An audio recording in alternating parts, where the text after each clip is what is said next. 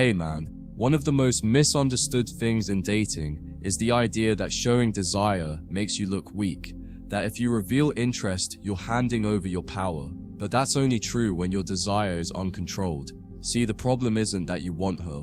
The problem is when you need her.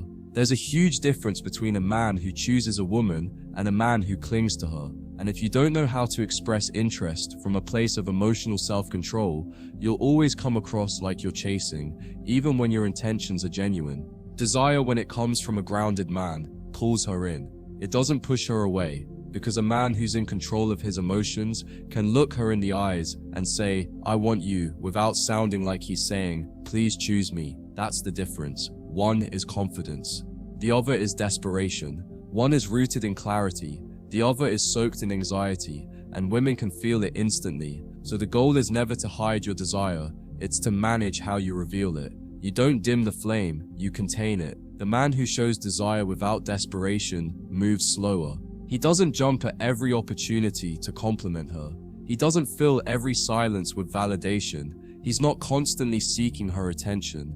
Instead, he lets his interest build, like tension, like a slow burn fire. And when he finally says something, when he finally gives a compliment, a look, a statement of intention, it lands hard because she knows it came from a place of control, not chaos. And that contrast, it drives her wild because now she feels your desire without feeling your need.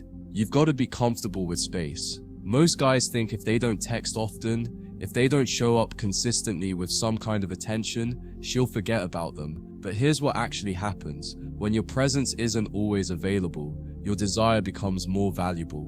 You don't need to constantly check in. You don't need to prove that you care. You show up when it's time to show up. And in between, you live, you build, you grow. And she senses that. She senses that your life doesn't revolve around her. And ironically, that's what keeps her orbiting yours.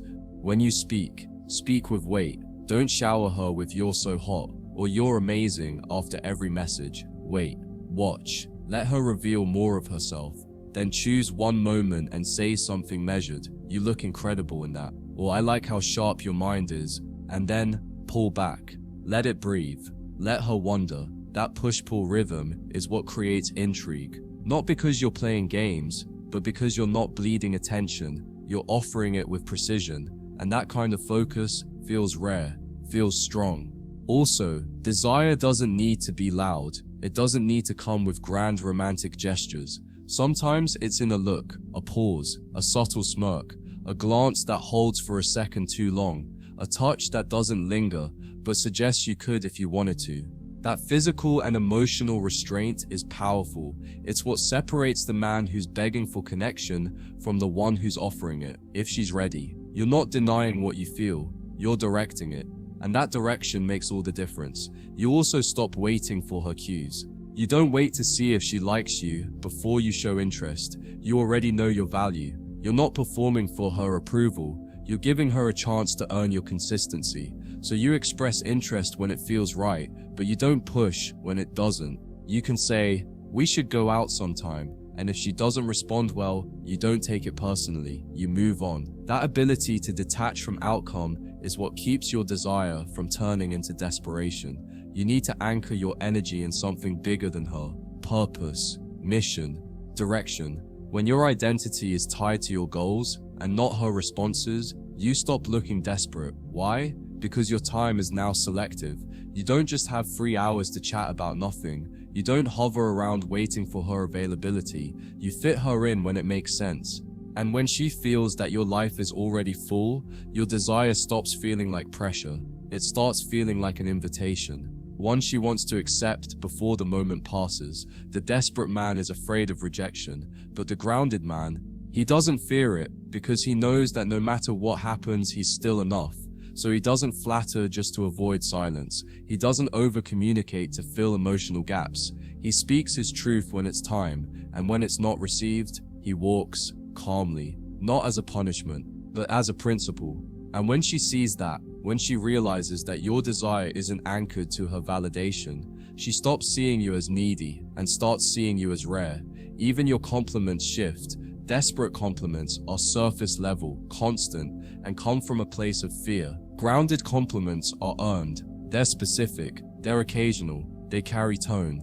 You really surprised me tonight. Hits harder than 10. You're beautiful. Text. Because it says you're watching, paying attention, measuring your words. And when a woman feels that she has to earn your approval, she starts leaning in more, giving more, and your desire now becomes something she's trying to deserve, not just receive. Another critical element in showing desire without looking desperate is patience. Desperate men rush to escalate. They try to lock things down quickly, texting too much, pushing for the date, talking about exclusivity before it's earned. But the man who's anchored, he's in no rush. Not because he's playing hard to get, but because he's watching how she handles the space. He doesn't chase connection, he lets it unfold. He gives her the opportunity to show up. And if she doesn't, he doesn't try harder. He simply moves forward, because his time isn't just precious, it's protected. You also control the emotional pace. Most guys follow her mood. If she's warm, they get excited. If she's distant, they panic. But when you stay even, when your desire stays steady, instead of becoming reactive, you gain power. Because now she doesn't feel like she's leading the emotional dance. You are. You're not cold, you're engaged. But you're not moved by every gust of wind. And that emotional consistency is deeply attractive to a woman, because it tells her, this man knows what he wants, but he won't lose himself to get it. And don't forget, sometimes desire is shown best by absence, not ghosting, not playing games, but simply not forcing connection when it's not mutual. If she stops replying, if her energy drops, if she becomes inconsistent, you don't try to rescue the conversation, you don't send more emojis or chase her down, you step back, and that step back isn't a threat. It's a reminder, I'll show up fully, but only where I'm received with effort, clarity, and consistency. And that reminder often jolts her back into alignment. Because most men keep chasing, you instead hold the line. There's also an energy in your eye contact, your posture, your tone, that reveals desire without you saying a word. You don't need to announce that you want her. She can feel it, in the way you look at her, the way you listen, the way you pause before speaking, the way you don't try to impress, but simply observe. This kind of unspoken confidence is what creates emotional gravity. She feels pulled into your energy. Not because you demanded anything, but because your presence carried masculine intention without emotional neediness. True desire doesn't cling, it offers. You show up with value, with direction, with standards, and you say, this is what I bring, this is who I am. I want you, but I don't need you. That's the key. The moment desire turns into emotional dependency, your masculine edge disappears. She doesn't want a man who's defined by her. She wants a man who's already defined himself. And once she sees that your desire comes from overflow, not emptiness, she starts treating it like a privilege, not a given. You also stop competing. Desperate men compete with other guys. They overperform, try to out-text, out-impress, out-give. But grounded men, they never enter that arena. If she's entertaining multiple men, if she's unclear, if she's creating triangles, you don't chase the crown, you walk away from the circus. That move alone speaks volumes. It says, if you don't see what I bring, I won't convince you, I'll just remove it. And women remember the man who removed his energy with class, because most men stay and argue their value. You simply embody it. Another powerful way to show desire without looking desperate is by having emotional range without emotional leakage. You can flirt, tease, be playful, even express admiration, but you're never emotionally dependent on her reaction. You're not trying to get a certain response. You say what you mean, you enjoy the moment, and then you let go. That's the masculine form of surrender, engaged but not attached. And when she feels that you can express interest without trying to trap her, she naturally opens more, because now she feels safe, not smothered.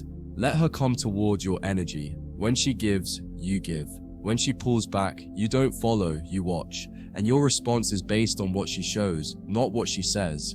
That kind of discernment protects you. It keeps you from investing too soon, too deeply, into someone who hasn't earned access to your full presence. And your willingness to withhold that access until it's deserved is what makes your desire powerful. Because now when you choose her, she knows you didn't just want someone, you wanted her.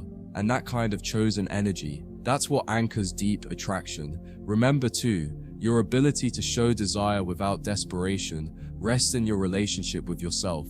The more you like yourself, the less you need her to like you. The more fulfilled your life is, the less you need her to complete it. That internal wholeness allows you to approach her not with begging hands, but with open hands. You're not asking her to fix you. You're inviting her to experience you. And that energy is what makes women stop playing games, because now they feel they've stepped into something real. So remember this, man, showing desire is never the problem. The problem is when your desire makes you forget who you are. So stay grounded. Move slow. Choose her, but don't chase her. Speak truth, but don't plead. Compliment with precision. Express interest with class. And most importantly, never lose your center trying to win someone else's, because when a woman sees that your heart is open, but your soul is untouchable, that's when she stops testing and starts trusting.